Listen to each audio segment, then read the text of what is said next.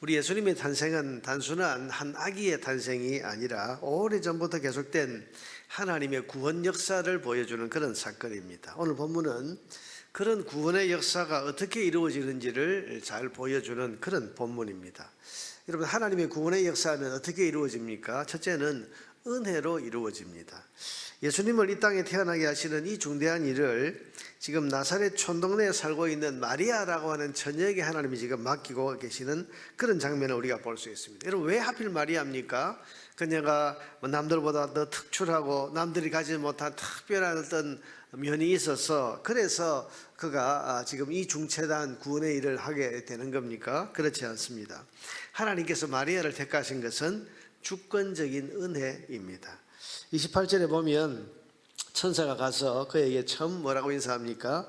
은혜를 받은 자여 평안할지어다. 은혜가 지금 네게 임했다. 은혜로 지금 주께서 너에게 이 중대한 일을 맡기려고 하신다. 그런 말이죠. 30절에도 보면 천사가 이르되 마리아에게 무서워하지 말라. 네가 하나님께 은혜를 입었느니라. 은혜를 입었느니라. 은혜를 받은 자여 은혜를 입었느니라. 여러분, 구원은 하나님의 일방적인 은혜로 이루어집니다. 왜 그러셨는지, 왜 하필 난지 생각하고 따져봐도 나를 택하신 이유를 알 수가 없습니다. 우리의 구원을 봐도 여러분, 하나님께서 왜 나를 택하셨을까 따져보고 생각해봐도 하나님께서 왜 나를 택하셨는지, 사실은 나보다 더 뛰어난 사람, 나보다 더 의로운 사람, 나보다 더 좋은 조건을 가진 사람들이 많은데도 불구하고 그들은 믿지 못하는데 나는 왜 지금 믿게 되었고, 그들은 지금 구원의 바깥에 있는데 나는 왜 구원 안에 들어갈 수 있게 되었는가? 여러분, 생각하고 따져봐도 그 이유를 알 수가 없습니다. 그러나 분명한 것은 내가 지금 예수를 믿고 있다는 사실, 또 예수님을 나의 구원자로 지금 나는 고백하고 있다는 사실입니다. 그렇다면 나는 이미 은혜를 받은 사람, 은혜 때문에 내가 예수 믿게 되고, 은혜 때문에 내가 지금 예수님을 하나님의 아들이라고 신앙 고백할 수 있는 이 자리에 이르게 된 것입니다.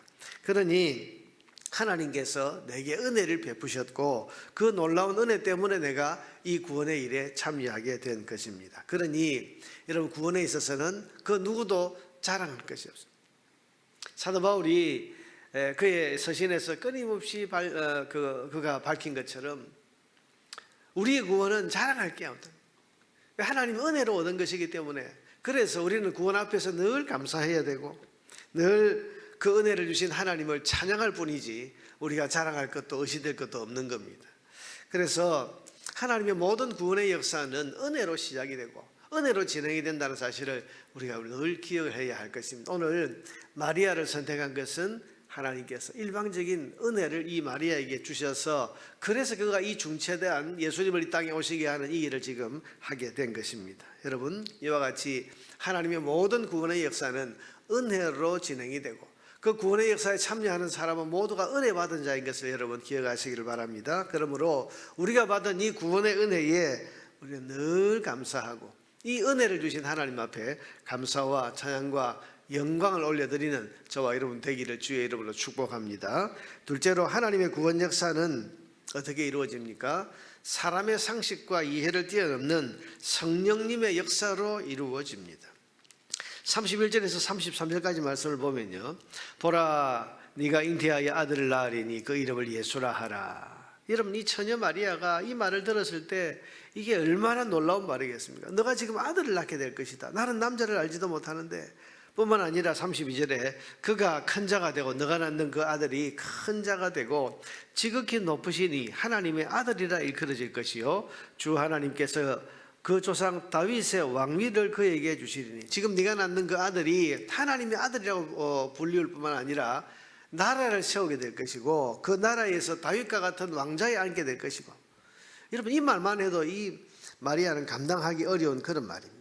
뿐만 아니라 33절에 영원히 야곱의 집을 왕으로 다스리실 것이며 그 나라가 무궁하리라. 영원한 나라의 왕이 바로 지금 네가 잉태해서 낳게 될 그 아들이 바로 그런 존재가 된다. 여러분, 마리아가 얼마나 놀랍고 얼마나 위대한 이 일 앞에서 말문이 막혔겠습니까? 그런데 34절에 보면 그래서 마리아가 말합니다. 마리아가 천사에게 말하되 나는 남자를 알지 못하니 어찌 일이 있으리까? 뭐 좀 잘못 오신 거 아닙니까? 잘못 말씀하시는 거 아닙니까? 나는 남자를 알지도 못하고 지금 결혼도 하지 않은 사람인데 어떻게 지금 이 일이 내게 있겠습니까? 이렇게 말했더니 천사의 대답이 뭐죠? 35절에 천사가 대답하여 이르되 성령이 내게 임하시고 성령이 내게 임하시고. 이 일은 너 능력으로 하는 것이 아니고 사람의 능력으로 하는 것이 아니라 성령의 능력이 내게 임하시고 지극히 높으시니 하나님의 능력이 너를 덮으시리니. 하나님의 능력이 너를 덮으면 이 일이 이루어진다. 그래서 이 일은 너의 힘, 너의 능력으로 하는 것이 아니라 성령이 너를 주관하시고 하나님께서 너를 능력으로 덮어주시는 그런 것으로 이 일은 진행이 될 것이다. 그렇게 지금 말하는 거죠. 여러분, 처녀가 잉태해서 아기를 낳는 것, 하나님의 아들이 이 땅에 오시는 것, 그 아기가 자라서 하나님 나라 왕위에 올라서 영원히 다스리게 될 것, 여러분 등등 이 엄청난 일들은 사람이 아니라 하나님이신 성령의 능력으로 이루어지게 된다고 지금 말씀하고 계시는 것입니다. 여러분 그렇습니다. 모든 구원의 일은 성령님이 하십니다. 복음을 전하는 것 내가 하는 것이 아니고 성령님께서 행하십니다. 사람의 마음을 열고 복음을 믿고 구원받게 하는 것, 이거 사람의 능력이 아니라 성령님께서 행하시는 것입니다. 하나님 나라가 확장되는 것, 땅끝까지 하나님 나라가 이르게 되는 것, 여러분 사람의 능력이 아니라 성령의 능력으로 이루어지게 되는 것입니다. 그러므로 여러분 모든 구원의 역사는 하나님이신 성령님을 힘입어서 이루어진다는 사실을 우리가 잊지 말아야 됩니다. 그래서 우리가 구원의 일을 감당하면서 교회를 섬기는 일을 하고 복음을 전하는 일을 하고 또 누군가를 구원받게 하는 이런 여러 가지 일들을 할 때에 이게 사람의 생각과 사람의 계획과 사람의 머리 준비 이게 다 필요하긴 합니다만은 그러나 결정적으로 성령의 능력이 없이는 하나님이 역사하지 아니하시면 안 된다는 사실을 우리가 믿고 늘 성령님을 힘입어서 이 일을 감당하려고 해야 됩니다. 우리가 모든 일에 기도해야 되는 이유가 뭐겠습니까? 오순절 성령께서 이 땅에 오시기 전에 120명의 사람들이 마가다락 방에 모여서 뭘 했습니까? 기도했습니다. 왜 그랬습니까? 예수님께서 너희는 이 예루살렘을 떠나지 말고, 예수님 지금 부활하셨고 이제 성천하셨는데 그럼 모든 것 예수님 행하셨잖아요. 그럼 이제 나가서 빨리 복음을 전해야 되는데 예수님 말씀은 너희는 이 예루살렘을 떠나서는 안 된다. 떠나지 말고 아버지의 약속하신 성령님이 오실 것을 기다리라. 왜? 성령님이 오시지 않으면 이 구원의 일은 이루어지지 않고 구원의 역사는 일어나지 않기 때문에 모여서 너희들은 기다리라. 성령님을 기다리라. 그래서 120명의 사람들이 기도에 힘쓰면서 기다렸을 때에 오순절날 성령께서 오시고 그 성령의 충만함을 받아서 바로 그들이 하나님의 큰 일을 말하면서 예루살렘 거리에 뛰쳐나가서 예수 그리스도의 구원의 복음을 전했을 때, 그랬을 때 3,000명이 믿고 돌아오는 구원의 역사가 일어났고 그로 인해서 계속해서 복음이 땅끝까지 전해지는 이 구원의 사역이 계속되어 있지 않습니까? 우리가 주의 몸된 교회를 섬길 때 무슨 일, 우리는 교회에 하는 모든 일들은 이게 하나님의 구원 역사를 이루어가는 일입니다. 그러니 모든 일에 기도해야 되고 기도는 성령의 능력으로 덮어주시고 성령의 능력으로 우리를 힘입게 해주시기를 간구하는 그런 기도가 되어야 합니다. 여러분 내가 내 힘으로 내 실력으로 하려고 하면 되지 않습니다. 오직 성령님을 의지하고 성령님의 능력을 힘입어서 감당해야 구원의 역사를 이룰 수 있습니다. 세 번째로 하나님의 구원의 역사는 어떻게 이루어집니까? 믿는 자의 순종을 통해서 이루어집니다. 천사의 말을 들은 마리아의 최종 대답이 뭡니까? 38절이죠. 마리아가 이르되 주의 여종이오니 말씀대로 내게 이루어지이다. 말씀대로 내게 이루어지이다. 순종하겠다는 말이죠. 처녀가 아이를 낳는 것이 이때 당시 유대 사회에 아주 위험한 그런 일이라 할지라도 말씀대로 내게 이루어지이다. 이 크고 놀라운 일이 참 믿어지지 않지만 그러나 주님 말씀하셨으니 그 일이 내게 이루어지이다. 순종하겠다고 했습니다. 이때 천사가 떠나가니라. 여러분 천사가 떠나갔다. 이게 뭐겠습니까? 이제 됐다는 거죠. 하나님이 행하시는 구원의 역사가 지금부터 실행, 지금까지는 마리아에게 계획을 말씀하셨는데 그 계획에 대해서 마리아가 말씀대로 이루어지다 순종했을 때 천사가 이제 됐다. 실행하는 거죠. 이제부터 이루어지는 거죠. 실행이 되는 겁니다. 여러분, 우리가 준비하고 계획하는 것도 중요하지만 실행이 돼야 되지 않습니까? 하나님의 구원 역사가 약속이 되었고 우리 가운데 그것이 계시가 되었다 하더라도 우리가 믿음으로 순종할 때, 그럴 때 실행하게 되는 거죠. 여러분, 택한 자가 순종했으니 이제부터 실행되는 것입니다. 구원의 역사는 하나님이 이루어 가시지만 사람의 믿음과 순종을 통해서 실행이 된다는 사실을 우리는 잊지 말아야 됩니다. 우리의 책임이 있습니다. 믿지 않으면 아무 일도 일어나지 않고 순종하는 자가 없으면 역사가 일어나지 않습니다. 이스라엘이 요단강을 건널 때 요단강이 갈라진 다음에 지나가지 않았습니다. 우리 여호수아서를 읽어보면 가나안 땅을 이제 들어가는 이스라엘 백성이 요단강을 건널 때 어떻게 했습니까?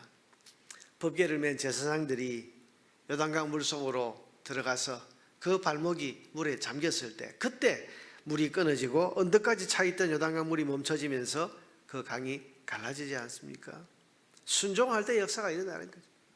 우리는 뭔가 요단강이 갈라지고 나면 이제 하나님 갈라주시면 이제 건너겠습니다.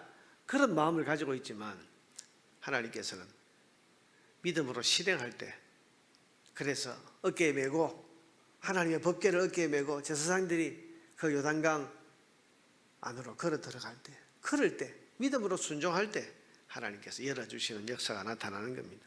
우리가 잘 아는 갈릴리 가나 혼인잔치의 하인들이 예수님의 이해할 수 없는 그 말씀 앞에 순종했을 때, 그럴 때 물이 포도주로 변하는 역사가 일어났습니다. 여러분, 그때도 그렇죠. 물이 포도주로 바뀐 다음에 갖다 주지 않았습니다.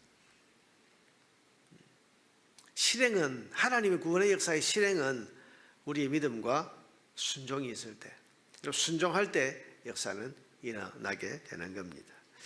여러분은 말씀을 듣고 나서 믿음으로 순종하십니까? 아니면 선포되는 말씀을 듣고서도 순종하기를 주저하고 있습니까? 오늘 이 하나님의 구원의 역사를 예수님의 탄생을 통해서 우리에게 보여주시는 이 말씀을 마음에 깊이 새깁시다. 여러분, 하나님의 일은 하나님이 하십니다. 하나님의 일을 사람의 상식과 계산으로 제한하려고 해서는 안 됩니다. 아무리 이해되지 않고 아무리 계산으로는 안 된다고 해도 그 일이 하나님의 일이라면 하나님이 은혜를 주십니다. 은혜가 임하면 하나님의 일은 이루어집니다. 그래서 우리가 안 된다고, 불가능하다고 여길 것이 아니고, 일이 하나님의 일이라면 하나님 은혜 주시면 된다. 은혜 주시면 되지요. 은혜 주시면 할 수 있습니다. 은혜 주시면 감당할 수 있습니다. 하나님이 은혜 주시면 됩니다라는, 여러분, 그 중심을 가지고 하나님의 은혜를 사모하면서 기도해야 됩니다. 뿐만 아니라 믿고 순종하면 하나님께서는 그 불가능한 일도 이루어 주시고 실행해 주신다는 사실을 우리가 믿어야 할 것입니다. 그래서 하나님의 말씀 앞에 믿음으로 순종하고서, 그래서 믿고 순종하면 하나님께서 행하실 것이다. 하나님 은혜를 주실 것이다. 여러분, 이게 믿음으로 나아가는 거 아니겠습니까? 하나님의 구원 역사는 이런 하나님의 은혜, 그 은혜에 대한 믿음과 순종으로 이루어지게 되는 것입니다. 오늘 아침에 이 진리를 믿고 오늘 아침, 이 아침에 기도하는 시간에도 하나님 앞에 은혜를 구하면서 은혜로 역사해 주시기를 기도하는 기도의 시간이 되시기를 바랍니다.